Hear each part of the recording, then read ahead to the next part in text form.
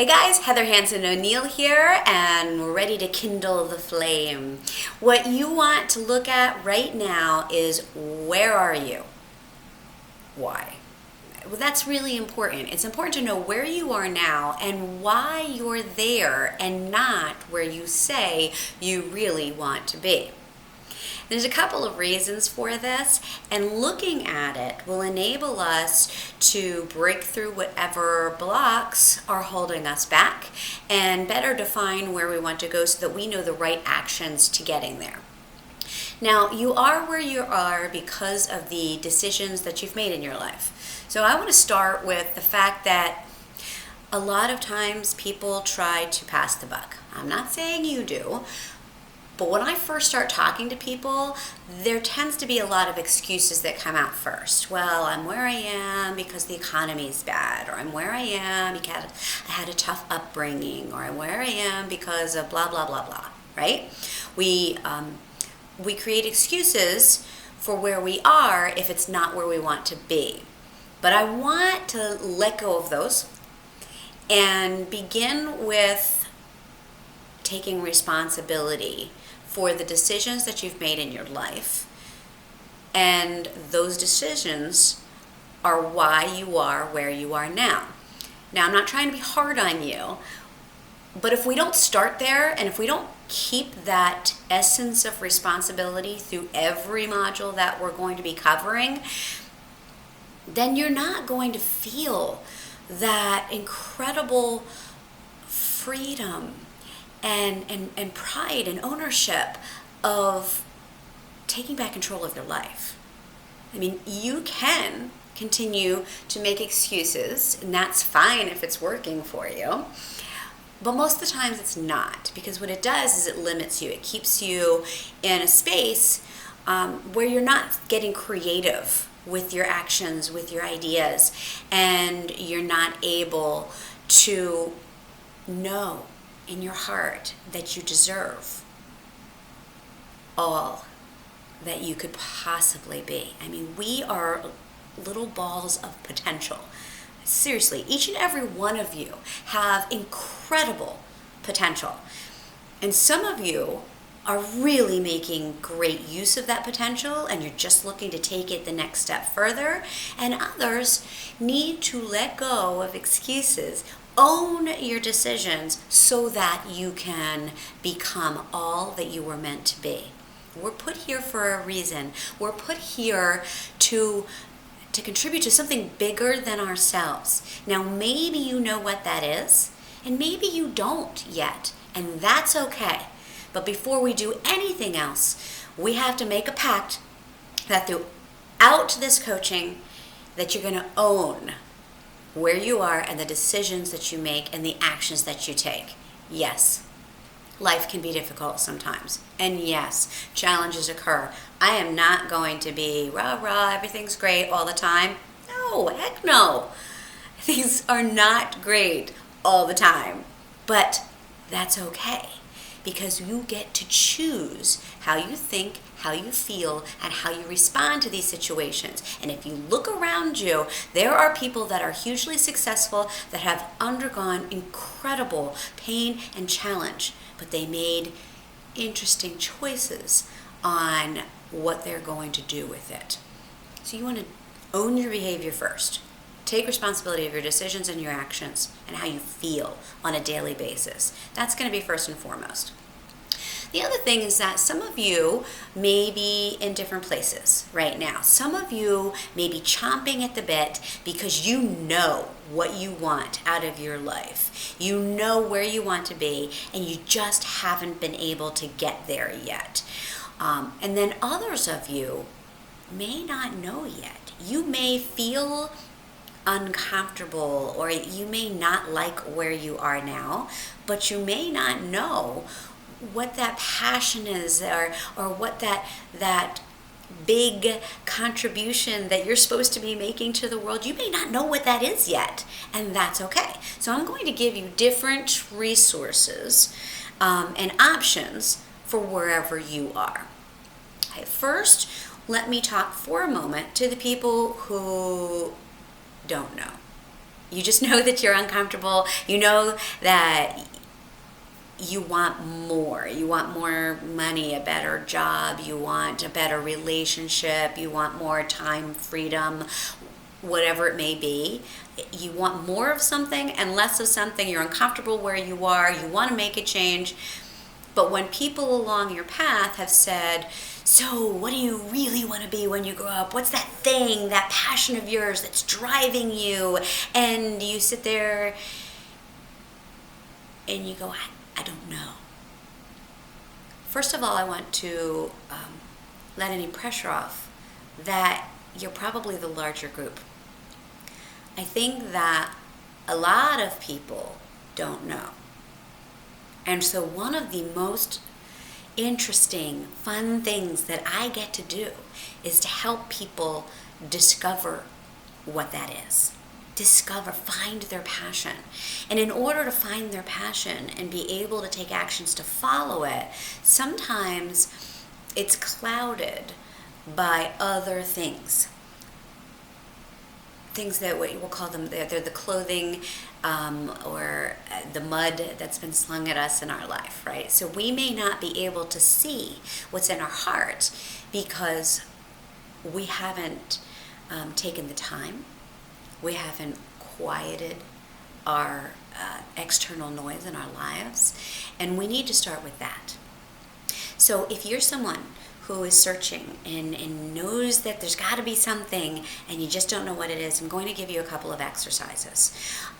You'll see in the documents area that there's an exercise or two for you on being able to figure out what your unique skills are. That's going to be important, and you're going to really enjoy those. But I want you to think about when you're doing these exercises, make sure to come from a place of curiosity and try not to allow those external voices to guide you or to tell you, oh, that's a stupid idea. You have to come from a place of openness. And I've mentioned voices twice now, so let's address that. Everyone has a voice inside of their hearts that guides us. And it's that intuition when something doesn't feel right in your life, and it could be the hair on the back of your neck, or it could be just that feeling we call it in your gut that something's not right, and you change course, and then you look back and you go, oh, thank goodness I did that, because it was my gut telling me that something was really bad about this person or this situation. Everybody has that, but unfortunately, it's often clouded. We don't take the time to listen to it because there's so much noise all around us. Constant bombardment with technology. Like I love technology as much as the next person, but you're never able to quiet the noise around you, so that someone can always call you, or there's emails popping up, or there's texts, or there's just a plethora of distractions in your world. It could be you could have kids that are calling out to you, you could have a spouse that needs you, friends. There's all of these things going on all around you, and if you don't consciously make the choice to quiet that external noise, I think of turning down the volume on it. You need to quiet the external noise and then turn up the volume on your heart so that you can listen and hear what you're supposed to be doing, what it is that you really want. And it takes practice. So if you've never taken the time to do that, to quiet it, or we'll call it meditation for now. If you've never done any of that, I encourage you to start, to try even just 1 minute a day, to shut everything down, turn it all off, turn up the volume on your heart, and just listen. Just focus on the breath and just listen. Now, in the beginning, your heart's going to be a little bit quiet because it's not used to you listening to it. But stick with it, and add it on, maybe the next day 2 minutes, or 5 minutes or 10 minutes, whatever it is. Get into the habit. A lot of what I'm going to talk to you about is habitual. We have habits that are not serving us right now, and I'm going to encourage you to try new habits that will serve you better, and this is one of them. Take time each day, even if it's just a minute in the beginning, to quiet and to listen to your heart. Okay? So that's one. You'll see in the documents a resource that you can take a look at. I want to encourage you to do that. I also have made the coaching form available to you. So if you haven't filled that out, take the time to do it. And the whole reason why you're doing this is because you want to make a change. So in order to make that change, you have to take actions that you haven't in the past. So the coaching form may ask you questions that you're not familiar with. Maybe you've never been asked those questions before. That may be uncomfortable. But as you're going to learn from me, I'm a fan of discomfort. I'm going to ask you to become uncomfortable on a regular basis, because when you do, then you will be able to achieve that extraordinary life that you want. You'll get the better job, you'll make more money, you'll have deeper connections to people around you. Whatever it is, you can only get there if you become more comfortable with being uncomfortable. Make sense? Okay. So those are some of the exercises that you will have for someone who's like, I don't know. I don't know what I want or what my unique skills are. Now, if you filled out the coaching form, you're passionate about something, maybe you're currently in a job that you hate, and you want to start your own business. Or maybe you love your job, but you're just not making enough money and you need to figure out a way to change that. Or maybe you're here for another reason. You're focusing on building stronger relationships with your family or in your business, with potential clients or team members, whatever that is. That could be your focus, and that's fine. And you know exactly what you want to accomplish. That's great too. What we want to do is start from where you are. You can write. You can journal. I'm a huge fan of journaling, so I'm going to encourage you to do that.